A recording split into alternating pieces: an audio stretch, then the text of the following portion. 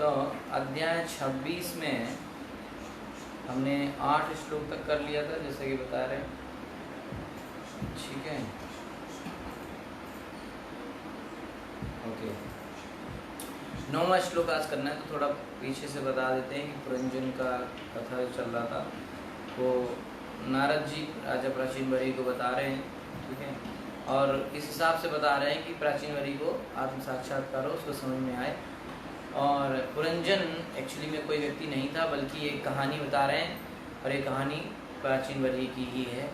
यहाँ पर एनालॉजी है ये कि पुरंजन जो है वो आत्मा है, और वो एक 9 द्वार वाले शहर में रहता है। वो शरीर है, शरीर के 9 छिद्र जो हैं वो 9 द्वार माने गए हैं। ठीक है, शरीर को नवदेहपुरी कहा गया, यानी कि ऐसा शहर जिसमें 9 द्वार हैं, वो है शरीर, और उसमें जो रहने वाली आत्मा है वहाँ उसको यहाँ पे पुरंजन बोला गया है। और जो बुद्धि उस आत्मा को कंट्रोल करती है वो है यहाँ पे पुरंजन की पत्नी। तो जो है शुरुआत में 26वें अध्याय में यहाँ पे जो है पिछले 25वें अध्याय में बताया गया था कि पुरंजन जो है सब कुछ अपनी पत्नी की इच्छा के हिसाब से करता था, नहीं कि बुद्धि उसको कंट्रोल करती थी, है ना। तो फिर 26वें अध्याय में बिना अपनी पत्नी को बताए वो शिकार खेलने चला गया।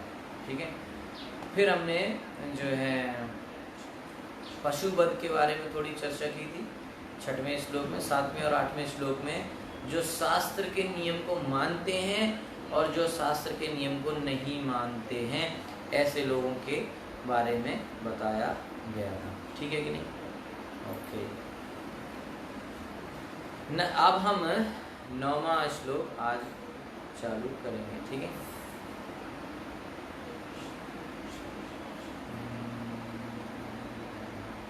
ओके। स्कंद 4 अध्याय 26 श्लोक संख्या 9। ठीक है, जिसको नहीं मिला है वो अब अभी ढूंढ सकते हैं। 4 स्कंद 26वां अध्याय 9वां श्लोक आप अपनी किताब में या सॉफ्ट कॉपी जो भी आप खोल सकते हैं, और बाकी लोगों ने जिन्होंने अभी ज्वाइन नहीं किया उनको आप बता सकते हैं, वो भी ज्वाइन कर सकते हैं। ठीक है, तत्र निर्भिन्न गात्राणाम चित्रबाजै श्लीमुखै भुजुखितानां दुःसहा करुणात्मनां। तत्र वहाँ निर्भिन्न विधकर गात्राणाम शरीरों वाले, चित्रबाजई तरह तरह के पंखों वाले, शिलीमुखई तीरों द्वारा विप्लवा विनाश संहार, अभूत हुआ दुखिता नाम अत्यंत दुखितों का, दुषः असह करुणात्मानम करुण आत्मनाम अत्यंत दयालु पुरुषों का। अनुवाद एवं तात्पर्य श्रील प्रभुपाद जी के द्वारा। श्रील प्रभुपाद की जय। जब राजा पुरंजन इस प्रकार आखेट करने लगा, वो गया था शिकार खेलने, वहां पे पशुओं की हत्या कर रहा था। तो जब राजा पुरंजन इस प्रकार आखेट करने लगा तो तीक्ष्ण बाणों से भिदकर जंगल में अनेक पशु अत्यधिक पीड़ा से अपने प्राण त्यागने लगे।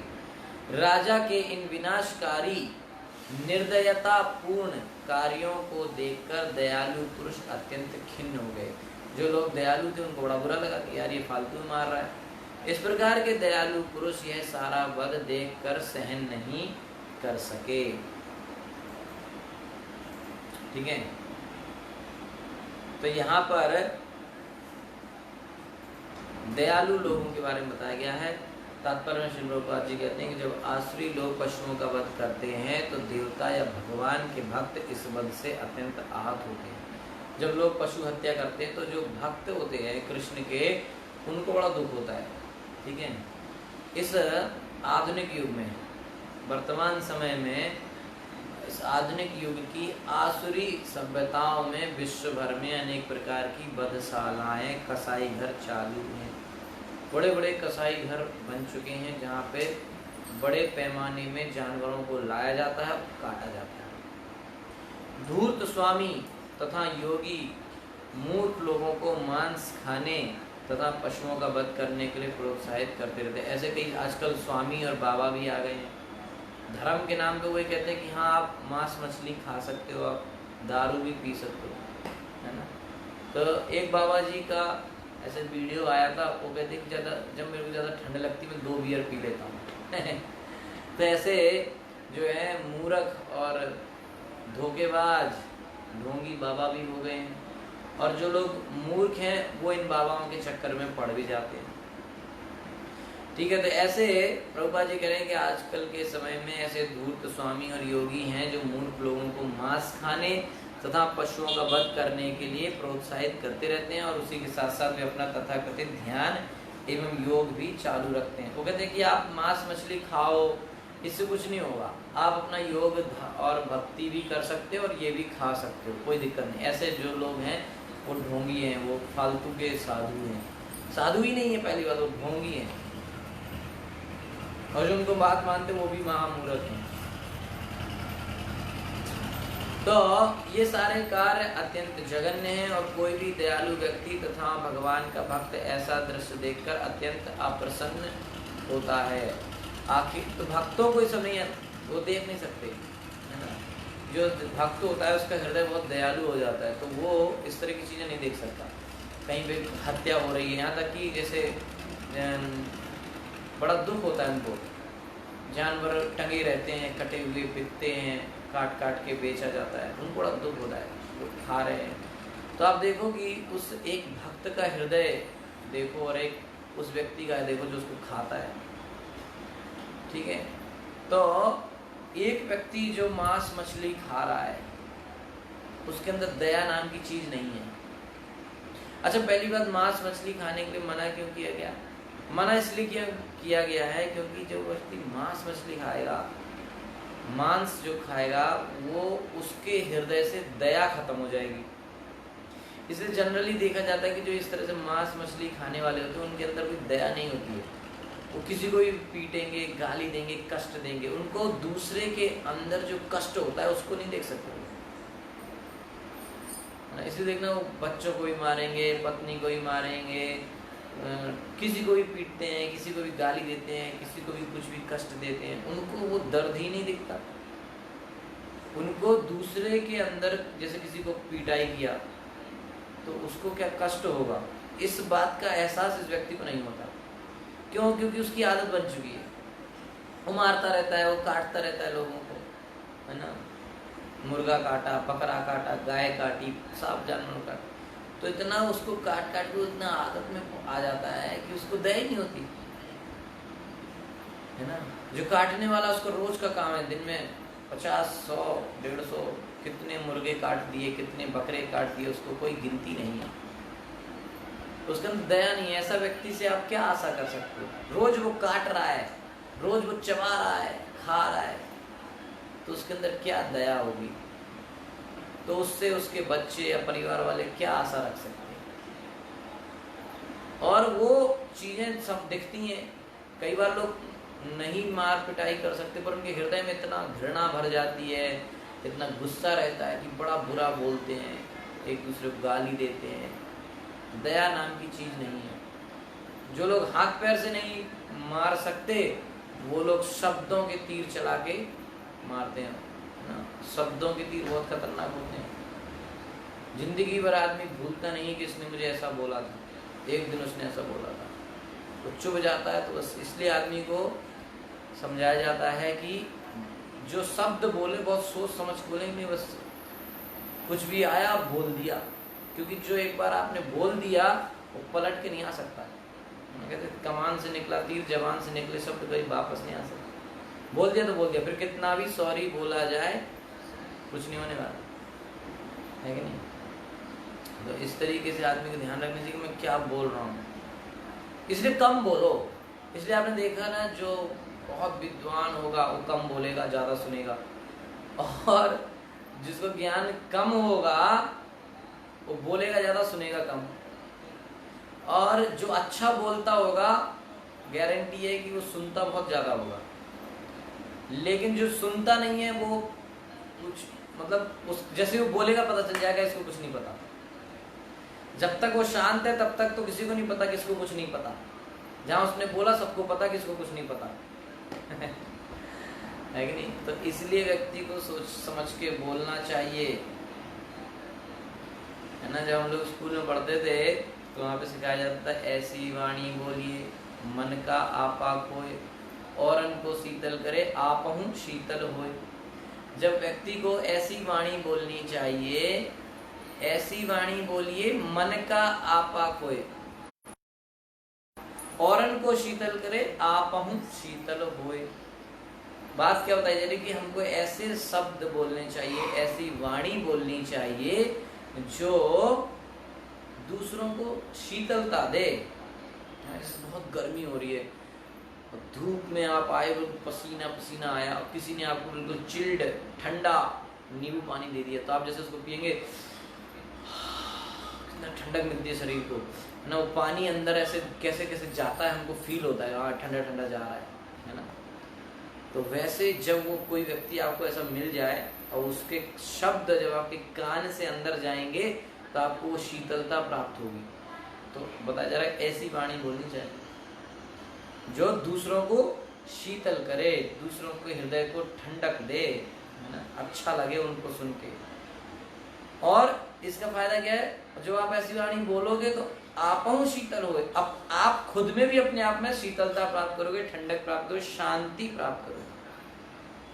लेकिन ऐसी वाणी बोले कैसे, इसके लिए बोला गया है मन का आपा खोए। जो मन का आपा माने जो मन में जो घमंड है ना, उसे खोना पड़ेगा, उस घमंड को निकालना पड़ेगा, तब तो वाणी। अभी क्या है, मैं तो बहुत बड़ा मैनेजर हूँ, अबे चले यहाँ निकल, मैं आज तेरे को जॉब से निकाल दूँ। तो गंदा गंदा बोलते लोग, गालियाँ देते हैं लोग, है ना। साउथ इंडिया वालों को थोड़ा कम समझ में आएगा, या फिर मुझे कम समझ में आया। जितने साल में साउथ इंडिया में था मुझे लगता था वहाँ के लोग गालियाँ कम देते हैं, क्योंकि शायद लोकल भाषा में देते होंगे, मुझे तो लोकल भाषा आती नहीं। लेकिन नॉर्थ इंडिया में मुझे पता है कि इतनी गालियाँ, एक लाइन बोलेंगे 3-4 गालियाँ उसमें सजा देते हैं, है ना। जैसे वो बिरयानी की प्लेट आएगी तो उस पर धनिया वनिया डाल के सजाया जाता है, तभी वो अच्छी लगती है, तो 20 रुपए की प्लेट 25 में बिक सकती है। ऐसे ही एक शब्द, एक लाइन बोलनी होगी, 3-4 गालियाँ उसमें आगे पीछे फिट कर देते हैं ताकि वो सुंदर लगे, पता चले कि हम कितने कमीने हैं। है ना। तो ये बहुत ज़्यादा हो गया है आजकल, इतनी गालियाँ। आजकल फिल्मों में भी जब तक 2-4 गालियाँ ना निकाल दी जाए वो फिल्म हिट नहीं होती। तो डायरेक्टर जानबूझ के डलवाता है गानों में एक आध गालियाँ, है ना, एक आध थोड़े वल्गर शब्द, है ना, थोड़ा डलवाओ ताकि जो है रियलिटी शो में थोड़ा एक आध बार एक्स्ट्रा पैसा देके थोड़ी गालियाँ वालियाँ बुलवाई जाती हैं ताकि हिट हो जाए, क्योंकि वही हिट हो रहा है। तो इस तरीके से बताया जाता था कि व्यक्ति को अपना जो घमंड है उसको छोड़ना पड़ेगा। हमको लगता है मैं तो ये हूँ, मैं वो हूँ। कई लोगों को लगता है मैं तो ये कर दूंगा, मैं तो इतना बड़ा आदमी हूँ, मेरे पास इतना पैसा है, इतनी पावर है ना। तो ये जो घमंड होता है हमारा, इस घमंड की वजह से हमारी वाणी वो हो जाती है कर्कश, है ना। क्यों, हम किसी से दबेंगे नहीं, हमको पता है कि हम तो महान है, शक्तिशाली हैं। तो इसलिए व्यक्ति को अपना एक घमंड छोड़ना चाहिए। तो बिना घमंड के, अच्छा तो परीक्षा वही है ना, व्यक्ति की महानता की परीक्षा कहाँ से होती है।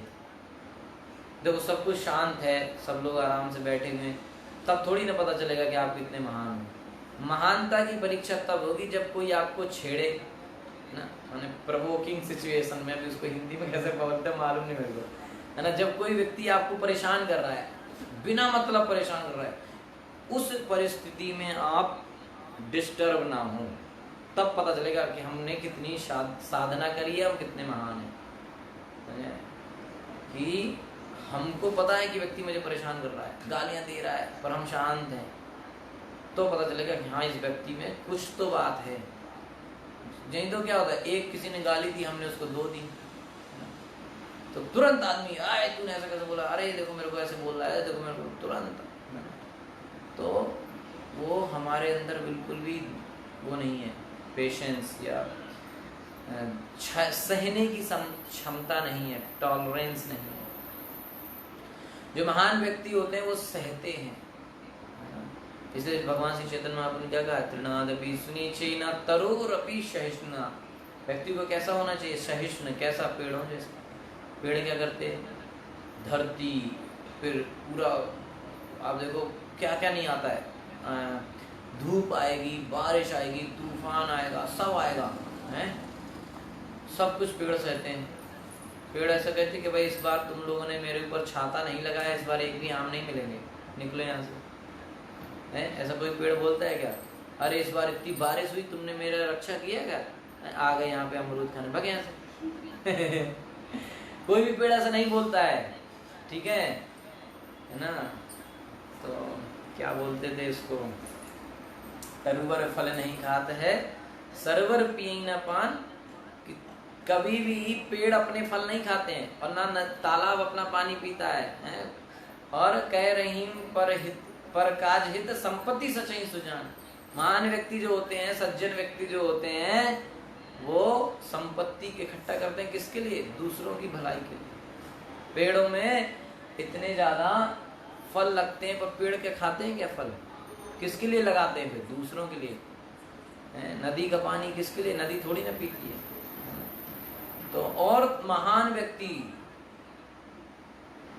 हमारे को क्या लगता है, जैसे जो व्यक्ति थोड़ा बहुत पैसा आ गया या धन फेम आ गया, फेमस हो गया थोड़ा सा, या बहुत सुंदर है, तो वह तन के चलता है ना, ऐसे पूरा, है ना, 2-4 हवा भर लेता है अंदर, तो ऐसे फूल के चलता है नहीं। लेकिन महान व्यक्तियों को बताया जा रहा है कि वो जब उनमें गुण आ जाते हैं, जैसे पेड़ों में जब फल आ जाते हैं तो पेड़ झुक जाते हैं, इसलिए जब व्यक्ति में महान गुण व्यक्ति के अंदर आ जाते हैं तो व्यक्ति झुक जाता है। झुकना, इससे पता चल रहा है कि वो उसमें फल आ गए। लेकिन हमको क्या लगता है, जैसे थोड़ी बहुत एकाध अच्छी गुण आया बस हम हो गए, झुकना नहीं जाता। जबकि पेड़ों से हमें सीखना चाहिए कि जिस उनमें फल आ जाते तो पेड़ झुक जाते है कि नहीं। तो इस तरीके से जो है व्यक्ति को अपना मन का क्रोध, मन का घमंड सब कुछ दबा के रखना चाहिए, और वाणी जो है बिल्कुल मीठी मधुर बोलनी चाहिए, ठीक है। ऐसी वाणी बोलनी चाहिए जो हमें भी फायदा करे, शीतलता दे, और दूसरों सुनने वाले को भी अच्छी लगे। यहाँ तक कि अगर कोई बुरी खबर भी देनी है तो ऐसे देनी चाहिए कि व्यक्ति को कम से कम कष्ट हो, है ना। इतना आदमी को सोच के चलना चाहिए कि मैं क्या बोल रहा हूँ, कौन सा शब्द पहले लगाऊं, कौन सा शब्द बाद में लगाऊं, है ना। तो बहुत सोच समझ के व्यक्ति को बोलना चाहिए, है ना। यहाँ तक कि किसी को डांटना है ना, जैसे कई बार आपका अधिकार है, आपकी ये ड्यूटी होती है, कई बार जैसे माता पिता की ड्यूटी है कि बच्चों को उनको डांटना पड़ता है थोड़ा, नहीं तो बच्चे बिगड़ जाएंगे, तो वो भी ऐसे बोलें कि उनको अच्छा लगे सुन के। आजकल तो देखा गया कि कई बार लोग भलाई की बात भी इतनी बुरे तरीके से बोलते हैं कि सुनने वाले को लगता है भाई इससे अच्छा तू बोल ही मत, हमारी भलाई की बात मत बोल। जैसे कोई व्यक्ति मान लो बीमार है, तो दूसरा व्यक्ति उसको उसकी भलाई के बारे में बोल रहा है, अरे तेरे को बोला था मैंने कि आइसक्रीम नहीं खानी चाहिए, इतनी सर्दी हो गई है, तुम मेरी बातें नहीं सुना। तो बच्चा कहेगा भाई यार तुम बंद हो यार। एक तो मैं बीमार हूँ, ऊपर से तुम मेरे को अब कह तो रहा है वो भलाई की बात वैसे तो, लेकिन वो इतने बुरे तरीके से बोल रहा है कि सुनने वाले को बड़ा बुरा लगता है। मैंने तुझसे कितने बार कही कि दवाई टाइम पे खाया करा है, तू सुनता ही नहीं मेरी बात, बीमार हो जाता है।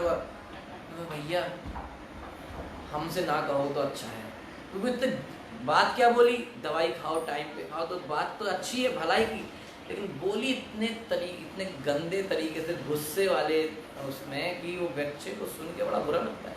तो उसको अपने आप में वो लगेगा यार इससे अच्छा आप मत ही बोलो, इतनी भलाई नहीं चाहिए है कि नहीं।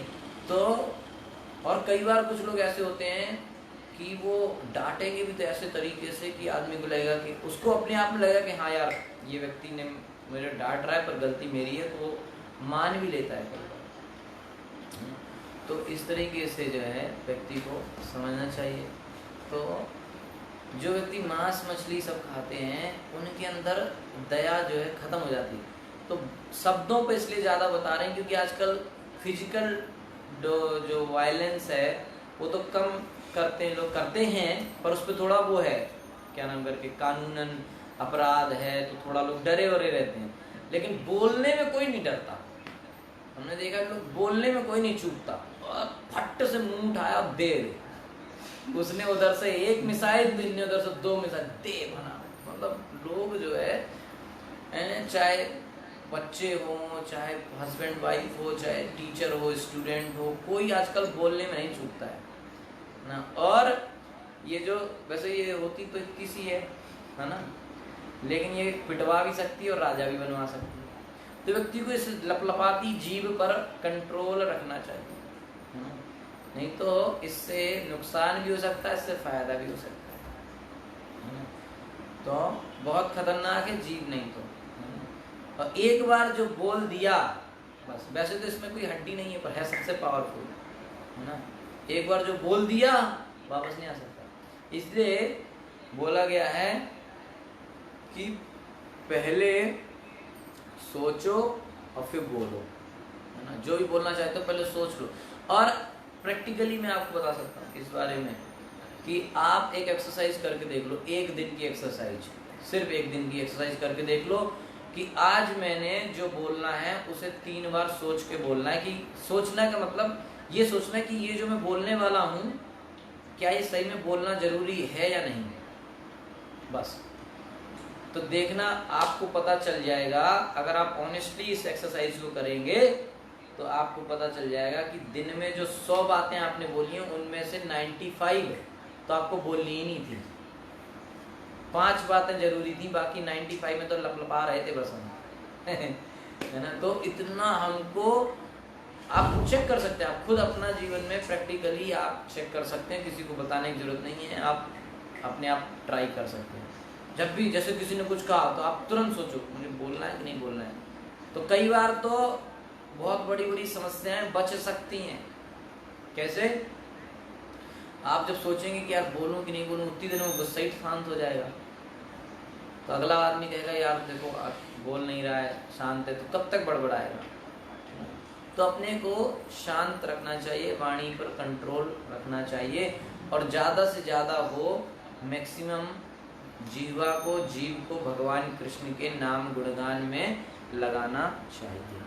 ठीक है, ओके। तो इसलिए जो आजकल जो कष्ट दिया जा रहा है वो वाणी के द्वारा बहुत ज़्यादा दिया जाता है और दया बची नहीं है इन लोगों के अंदर। ऐसा सब बोलते हैं कि लोग जिंदगी भर रोते हैं, ऐसा सब मेरे को ऐसा बोल के गया, है ना।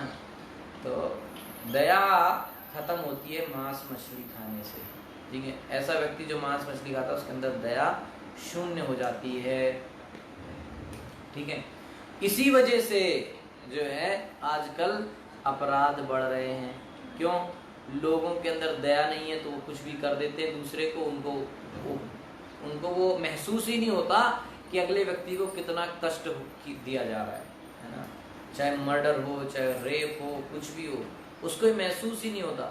पिछले कुछ साल पहले, 7-8 साल पहले आपने देखा दिल्ली में कितना बड़ा रेप केस हुआ। उन लोगों को एहसास ही नहीं हो कि अगले व्यक्ति को हम कितना कष्ट दे रहे हैं।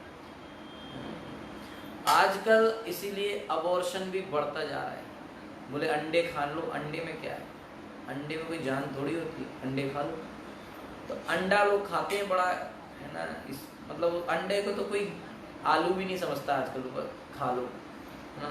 हर गली चौराहे पे मिलते हैं, खाते रहते लोग। तो वो भी अब कईयों को तो लगता है, कई बार साइंटिस्ट लोग भी बता देते हैं, रिसर्च में भी आ जाता है कि अंडा जो है वो शाकाहारी है। ऐसे ऐसे मूर्खतापूर्ण रिसर्च भी आए हैं जिसने बताया कि अंडा शाकाहारी है। और उसको देख के कई ब्राह्मणों ने अंडा खाना चालू कर दिया। बाद में फिर एक और रिसर्च आया, बोले नहीं ये तो मांसाहारी है अंडा। पहले रिसर्च आई शाकाहारी है, कई लोग खाने लगे, फिर रिसर्च आई अंडा मांसाहारी है। तब ये जो खाने लगे बोले अब क्या करें, तो झगड़ा हो गया। सही बात है। तो फिर उन्होंने कहा ना शाकाहारी में रखो ना मांसाहारी में रखो, एक और नई कैटेगरी बने, बोले एगिटेरियन।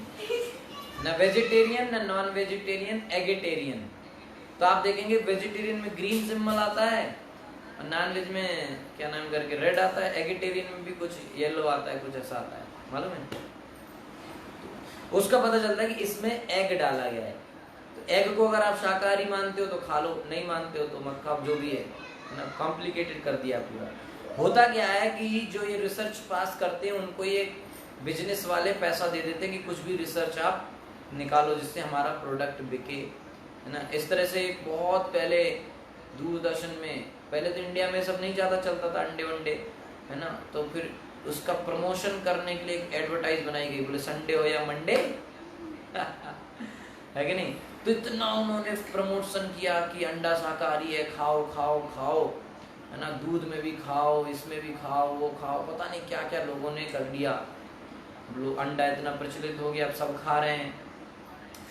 नुकसान इससे ये हुआ कि है तो वो जीव हत्या, और बल्कि अंडा तो बिल्कुल अभी मासूम है, उसको तो और ज्यादा वो है, मतलब बड़ा पाप मान के चलो। तो उतना खाने से उनके हृदय के अंदर की जो दया थी वो सब धीरे धीरे जाती रही, खत्म हुई। अब तो इतनी दया खत्म हो गई है कि माताओं के हृदय में इतनी भी दया नहीं बची कि वो अपना, अब उनको क्या लगता है अंडे में तो जान होती नहीं है, तो वो अपना भी अबॉर्शन करा लेती हैं। उनको लगता है अभी थोड़ी जान आई है, जान तो तब आएगी जब बच्चा पैदा हो जाएगा।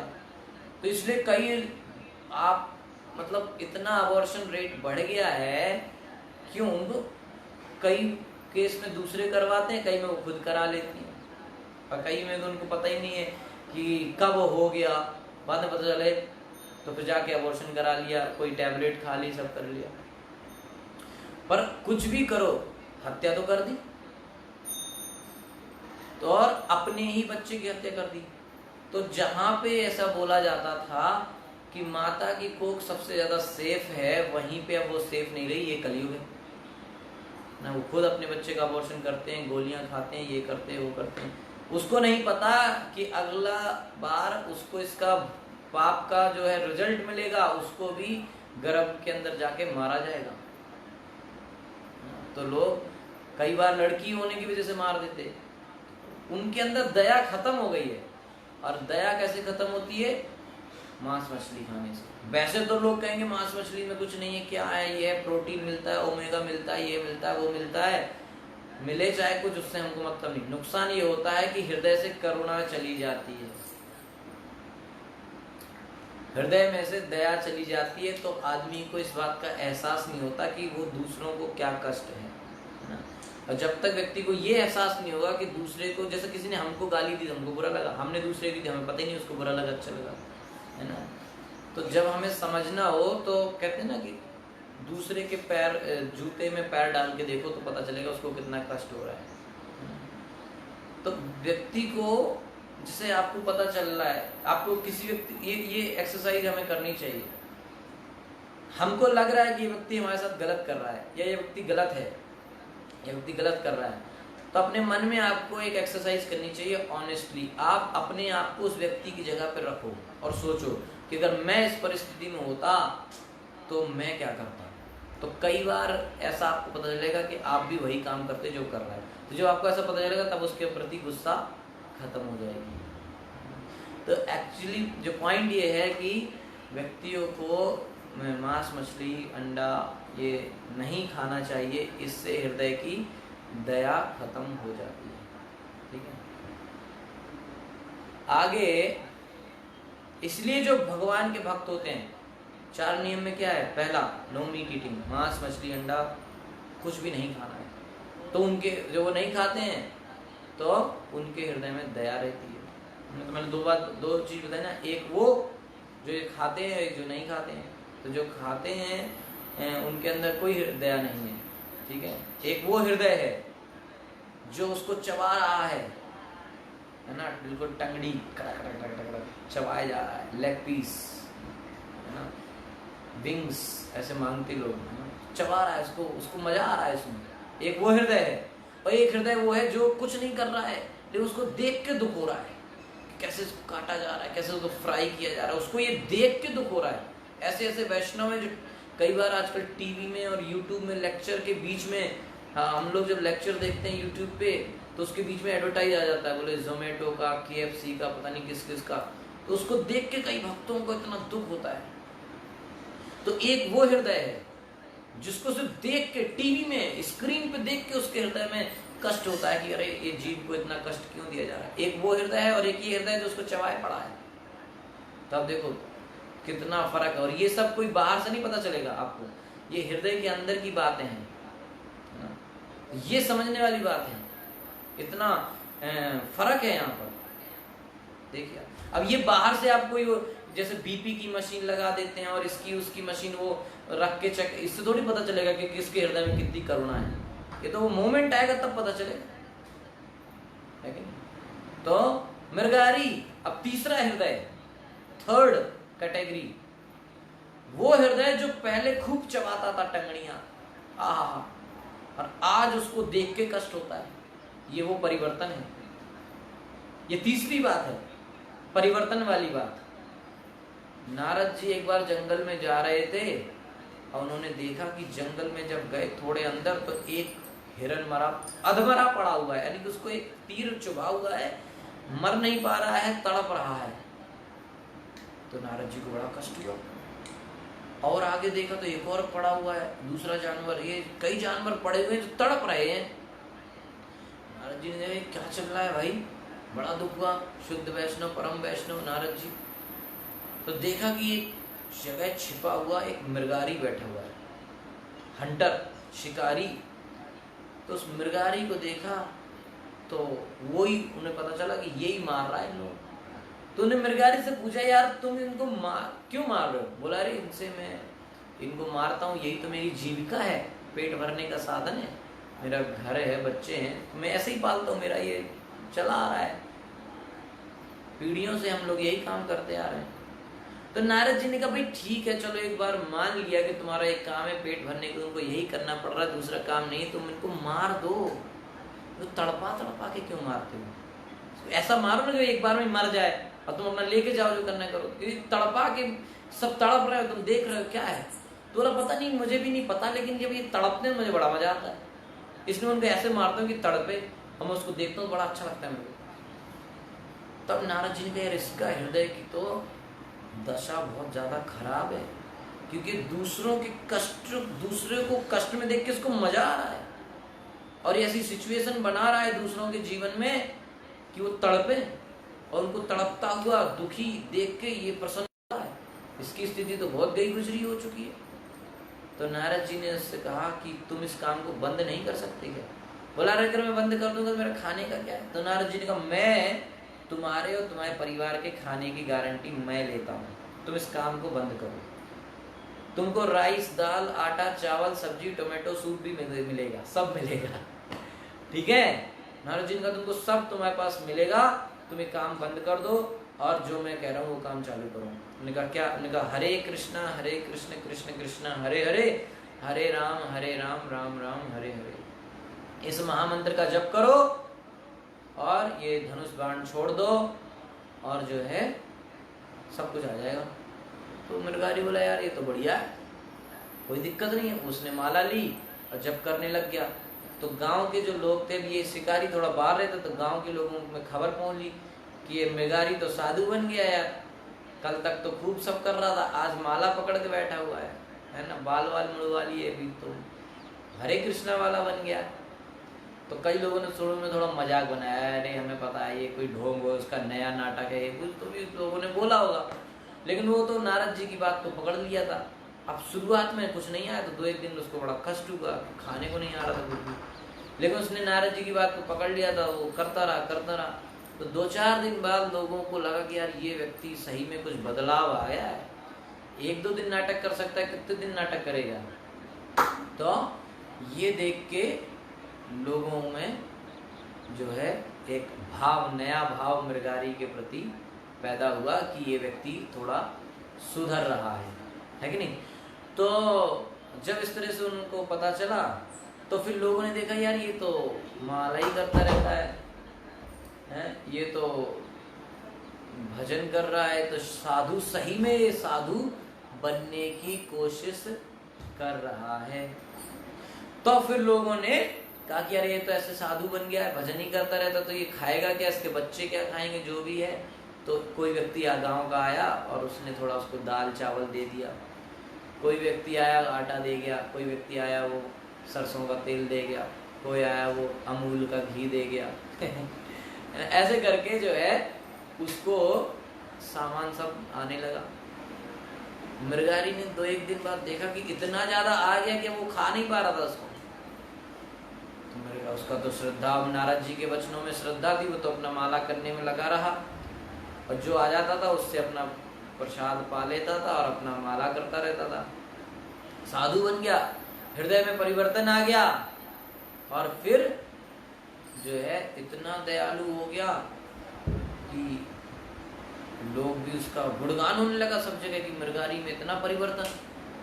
ऐसे करके उसका जीवन अच्छे से चलने लगा। तो एक दिन नारद मुनि और पर्वत मुनि दोनों लोग जा रहे थे आकाश के रास्ते। तो उन्होंने नीचे की तरफ देखा, तो पर्वत मुनि ने नीचे की तरफ देखा तो एक आदमी ऐसे चल रहा था। तो वो चलने में थोड़ा उछल उछल के चल रहा था, ठीक है। तो उछल उछल के चल रहा था तो लोग उन्होंने देखा ये कौन है यार, ये कैसे चल रहा है, कर क्या रहा है, ऐसे चल रहा है उधर उछल रहा है। तो लोग नीचे आए तो नारद जी ने कहा मेरा शिष्य है, इसका नाम मृगारी है। ऐसा कैसा शिष्य यार, क्या कर क्या रहा है, उछल क्यों रहा है। तो उन्होंने पास में आके देखा, बोले आप क्या कर रहे हो। बोला एक्चुअली मैं यहाँ पे मैं ये रास्ता है, मैं जा रहा था लेकिन इस रास्ते बहुत सी चींटियाँ हैं, तो मैं ऐसे चल रहा हूँ कि एक भी चींटी मेरे पैर के नीचे ना आ जाए, क्योंकि अगर वो दब गई तो उसको बहुत कष्ट होगा। तो पर्वत मुनि बोले अरे इतना बढ़िया शिष्य आपका कि उसको इतनी दया है कि वो चींटी को नहीं मार पा रहा है, इतना दयालु हृदय। तब नारद जी ने बताया उसकी पिछली जीवन कि ये वही व्यक्ति है जो दूसरों को तड़पता हुआ देखकर आनंदित होता था। आज ये व्यक्ति एक चींटी के कष्ट को नहीं देख पा रहा है। तो ये है तीसरा तरह का व्यक्ति जो परिवर्तन जिसके हृदय में हुआ है। कल तक तो खूब KFC में बैठ के पूरी बकेट पचा जाता था, हैं? लेकिन आज अगर KFC के सामने से निकलता है तो उसको उल्टी आने लगती है। ऐसे भी भक्त हैं, उनको थूकने का मन करता है, गंदी स्मेल कहाँ से आ गई। और ये होता है सिर्फ हरे कृष्ण कृष्ण कृष्ण हरे हरे, हरे राम राम हरे राम। सिर्फ हरे कृष्ण महामंत्र की महिमा है, उसी की वजह से इतना परिवर्तन हो सकता है, ठीक है।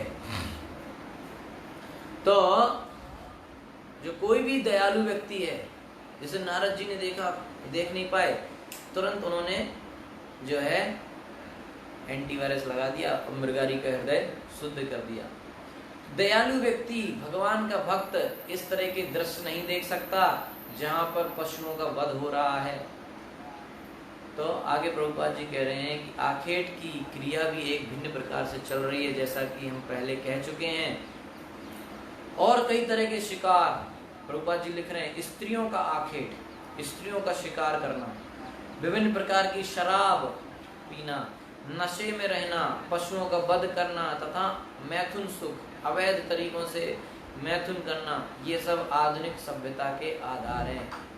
मॉडर्न सिविलाइजेशन, आधुनिक सभ्यता, पढ़े लिखे समाज आजकल का, उसमें यही सब चीजों को अच्छा माना जाता है।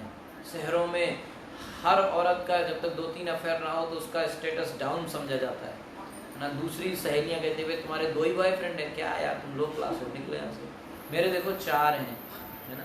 तो इस तरह से उनका है ना, लड़कों में रहता, अरे क्या अबे 2 ही गर्लफ्रेंड है, भाग यहाँ से, है क्या अबे तू 12th तक आ गया अभी तक गर्लफ्रेंड नहीं है, भाग तू लो क्लास है। ऐसा करके आजकल समाज में चल रहा है। स्कूलों के अंदर अभी एक प्रभु जी बता रहे थे, एक स्कूल में 5वीं क्लास का बच्चा बाथरूम के अंदर पानी पी रहा था। टीचर ने देखा, बाथरूम के अंदर क्यों पी रहा है भाई। तो उससे कहा, बेटे आप बाथरूम के अंदर पानी क्यों पी रहे हो, बाहर आ जाओ। तो वो वहीं गिलास रख के भाग लिया। अध्यापक टीचर ने उसको देखा तो वोडका था। 5वीं क्लास का बच्चा बाथरूम में छिप के वोडका पी रहा है। आधुनिक सभ्यता है, यही स्कूलों में पढ़ाया जा रहा है। एक स्कूल की बस में वही 6th-7th के बच्चे, लड़की बस की पीछे वाली सीट में, कुछ तो भी वो लड़का लड़की 6th-7th वाले कुछ तो भी गलत काम कर रहे थे। टीचर ने देख लिया, मैडम ने कहा, अरे तुम क्या कर रही हो, चलो दूसरी जगह बैठो। तो वो लड़की कहती, तुमको पता नहीं मैं कौन हूँ। उसने तुरंत जाके अपने पापा को बताया कि टीचर ने मुझे आज बस में सबके सामने डांट दिया। और उसके पापा थे स्कूल के ट्रस्टी, तुरंत जो है प्रिंसिपल को फोन किया कि तुम्हारे टीचर को पता नहीं मेरी बेटी को डांट दिया, उसको तुरंत सस्पेंड करो। तुरंत उस टीचर को निकाल दिया। ये आजकल का समाज है, ये आजकल के पेरेंट्स हैं और ये आजकल का स्कूल है। तो ये सब चल रहा है। तक आदमी आप देखिए कि इतना बढ़िया सिस्टम बना दिया है हर जगह। अभी कोई कंपनी में काम करे, कहीं भी फ्री में दारू मिलती है। हमारे ऑफिस में जब भी कोई सक्सेस हो जाए, प्रोजेक्ट सफल हो जाए, तो सबको फ्री में पिलाते थे कंपनी वाले, है ना। तो आनंद रहता था लोगों का, है कि नहीं। तो ये आजकल का समाज है?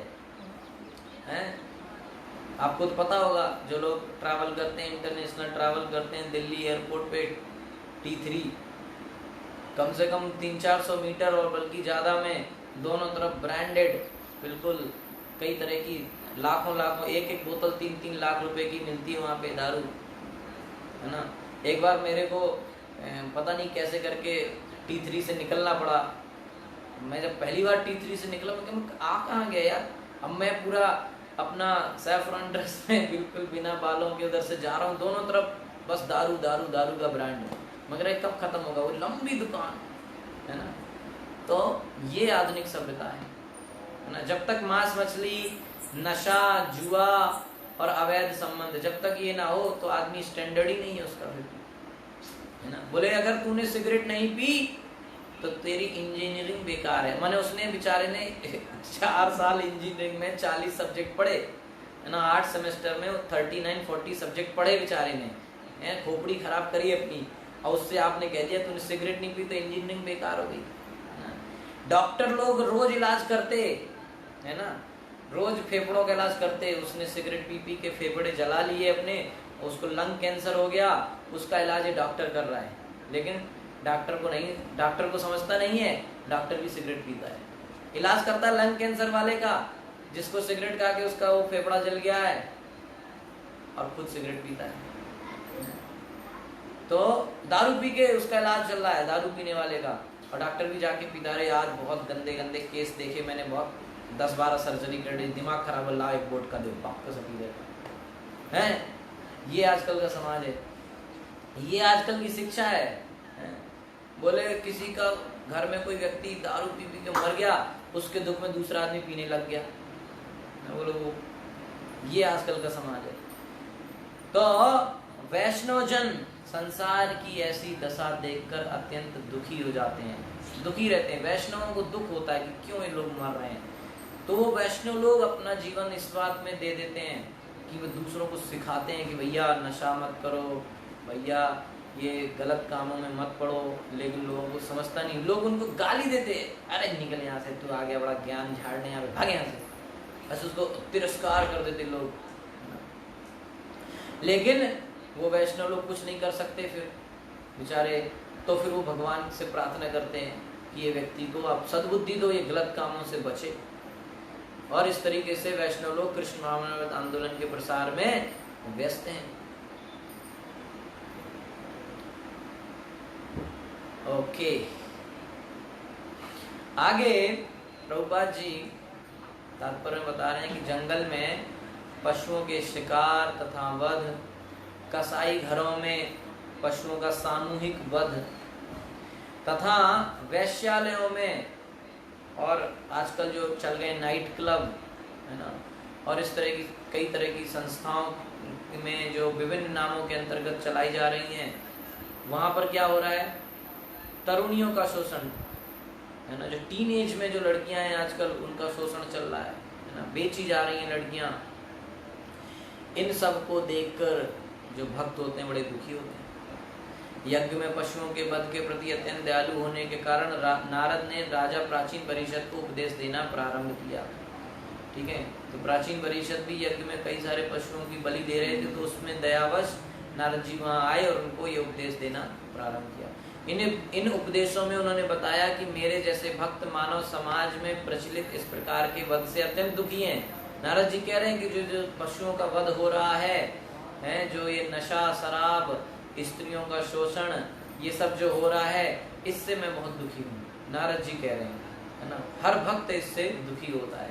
इस प्रकार के वध से न केवल संत पुरुष दुखी होते हैं, बल्कि भगवान भी दुखी होते हैं और बुद्ध के अवतार में प्रकट होते हैं। इस तरह से जो पशुवध हो रहा है, जब कलयुग के प्रारंभ में हुआ, तो भगवान स्वयं दुखी हुए और उसको रोकने के लिए भगवान बुद्ध स्वयं आए। तो कृष्ण ही तो बुद्ध बन के आ गए, उनका अहिंसा परमो धर्म, हत्या मत करो, ठीक है। तो दुर्भाग्य की बात है आजकल बहुत सारे लोगों को ये नहीं पता कि बुद्ध जो है वो कृष्ण के अवतार। इस प्रकार के जो है पशुवध और गलत कामों को, हिंसात्मक कामों को रोकने के लिए भगवान दुखी हुए और दुखी होकर इन सब कामों को रोकने के लिए भगवान स्वयं प्रकट हुए बुद्ध के रूप में। इसलिए जो है प्रभुपाद जी यहाँ पे कोट कर रहे हैं, जयदेव गोस्वामी बताते हैं, सदैव हृदय दर्शित पशु घातम, है ना, जो पशुओं की हत्या को देखकर भगवान का हृदय जो है दुखी हुआ और वो उसको रोकने के लिए बुद्ध के रूप में आए। मात्र पशुओं की हत्या रोकने के लिए भगवान बुद्ध दयावश प्रकट हुए। कुछ मूर्ख धूर्त लोग ये मत व्यक्त करते हैं कि पशुओं के आत्मा नहीं होती। ऐसे भी कुछ महान लोग हैं जो बहुत ही बड़े मूर्ख हैं, उनको लगता है कि जानवरों में आत्मा ही नहीं होती अथवा वे जड़ हैं। यानी कि जैसे कोई प्लास्टिक का डंडा है और उसको आप मोड़ दो, ऐसे ही उनको लगता है कि जो है बकरा है उसकी टांग मोड़ दो। उनको लगता है कि ये कुत्ता बिल्ली जानवर, इनमें कोई जान ही नहीं है, इनको कष्ट नहीं होता, इनके अंदर आत्मा नहीं है, जड़ हैं। इस प्रकार वे अपना औचित्य स्थापित करते हैं कि पशु की हत्या में कोई पाप नहीं। अच्छा, वो क्यों करते हैं? इस बात से कि इनमें तो कोई जान ही नहीं होती, जानवर हैं, इनमें क्या है, इनमें कोई चेतना नहीं, इनको कुछ थोड़ी फर्क, मार दो कोई फर्क नहीं, कोई पाप नहीं है, पशुओं में आत्मा नहीं होती इसलिए उसको मारने में कोई पाप नहीं, ऐसा बोलते लोग, मूर्ख लोग, है ना, महामूर्ख लोग उसको मान लेते, ठीक है।